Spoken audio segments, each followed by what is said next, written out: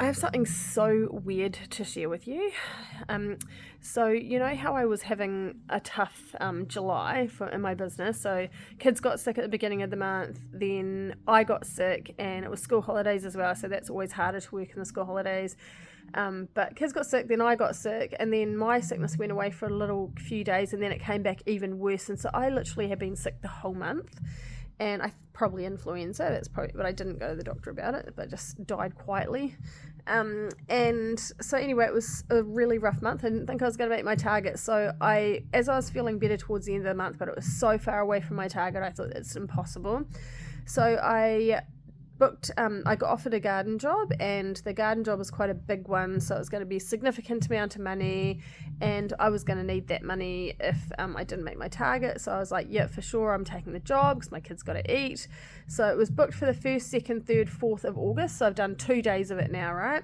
So yesterday, the first day, I pull up there in the morning, and I look at the house, and I'm just like, I just get this flurry of blurred memories, all kind of warped memories while looking at this house. And I'm like, it was just so weird. I was like, I rang my mum and I said, where did my Nana and Papa live when they lived in Snouts Beach? And my mum said, oh, they lived in Marahai Drive. And I was like, what the heck? I think that I'm at their house. I think this job that I've got is their old house. So I left to Aussie when I was 14. So when they lived there, I'd only really gotten to see that house probably in the year before I left, and probably maybe only been there a couple of times or a few times, and so hadn't seen that house for 32 years. I have driven around Snouts Beach so many times looking for that house and never seen it. Never been able to find it. And then what are the odds that I turn up and we're at this garden job and it's my grandparents' old house? So crazy, right?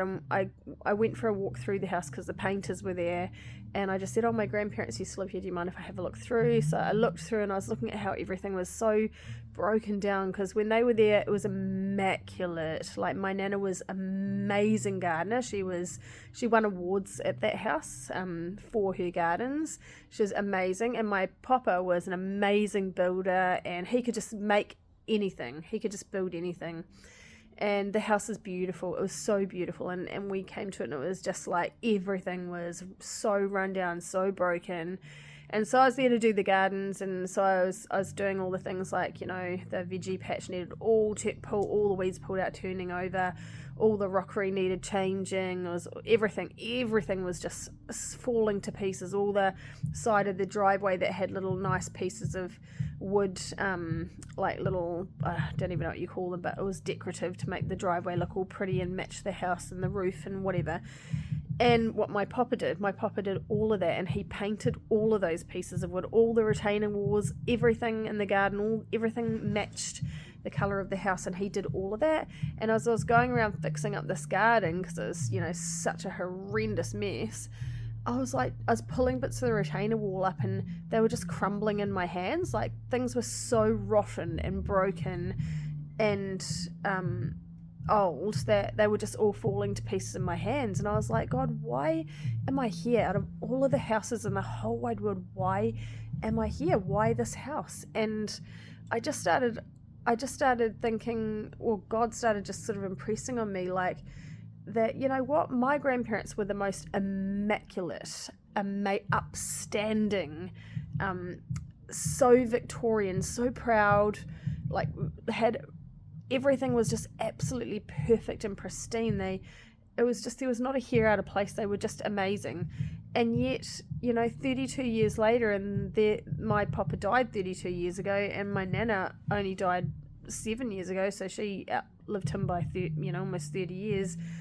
But they're both gone now, and everything that they made beautiful in its time, everything that they made beautiful is now just dirt. It's just a pile of rubbish. And I was literally picking things out and putting them in a rubbish bag, and I was thinking, this once my papa made this, and this was beautiful once, and this was perfect once, and this was brand new once, and now it's nothing. Now it's going to the rubbish dump. It's going on the rubbish heap because it's material, and it doesn't last. And it got me thinking so much about how nothing in this life, nothing, no material thing lasts. Every single thing ends up on a rubbish pile. Everything ends up on a heap. There's nothing that lasts in this life. And so, I was just thinking so much about it, and about how it is that the only thing that lasts in this life is what you pass on to others, like, so knowledge, legacy, your belief system.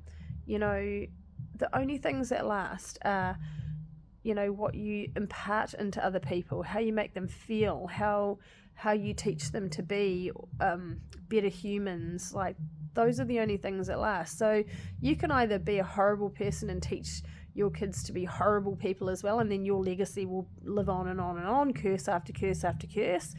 Or you can choose to be an amazing human, or do your very, very best and live a God-centered life, and your legacy that you leave with your children is God-centered things, and then they do God-centered things and leave hopefully live God-centered lives, and then that's their legacy too, and that lives on and on. But nothing else